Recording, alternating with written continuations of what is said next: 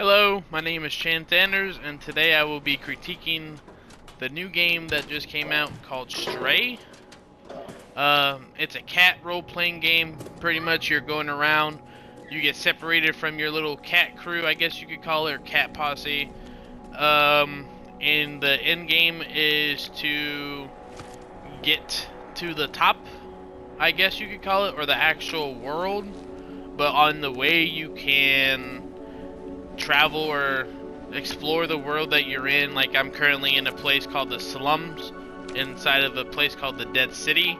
It's called the Dead City because all of humanity is gone and no humans are alive. It's just robots roaming the earth at this point. The pros of this game, one major pro is this. For instance, I really like how you could really just scratch certain stuff that cats usually like to scratch in real life. It really makes it feel like immersive, I guess you could say. There's also points where you can knock down random stuff like paint cans, random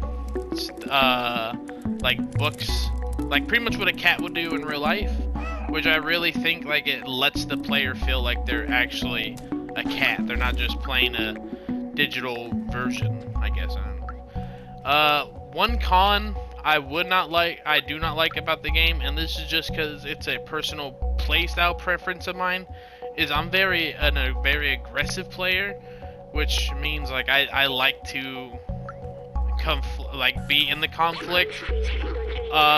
This game is pretty much like if you get in a situation where there is enemies, like for instance, the enemy in this game are like these little fat ticks or blobs. I call them ticks because they look like them. But you just run from them the whole time. I feel like they could have like let you have sort of combat. I mean, it's not that type of game, but some type of combat would have been nice in my opinion.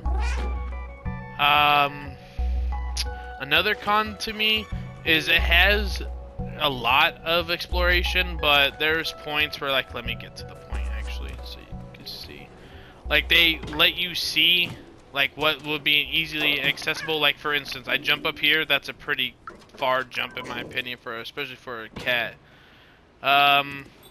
Jump all the way through here, but then you get over to these buildings and it's pretty much like a dead zone. Like, you can't get no farther than that, even though the building is in the same jump distance as other jumps are.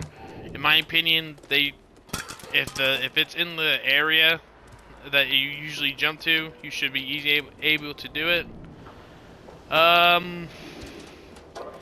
Another pro though, another huge pro in my opinion, like for instance this right here, the cat usually makes jumps like this, like it's nothing, but for this you can't.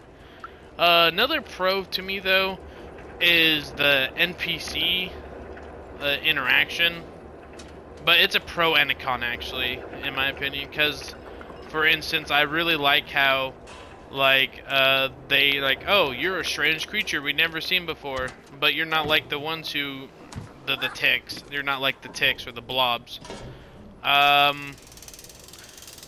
They say you're cool, just don't eat everyone.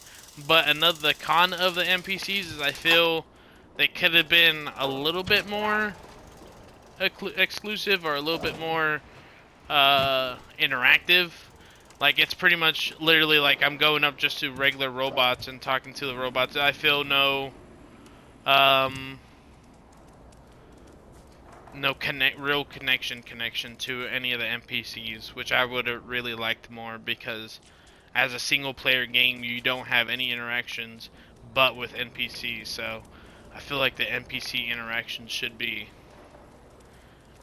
immersive to an extent.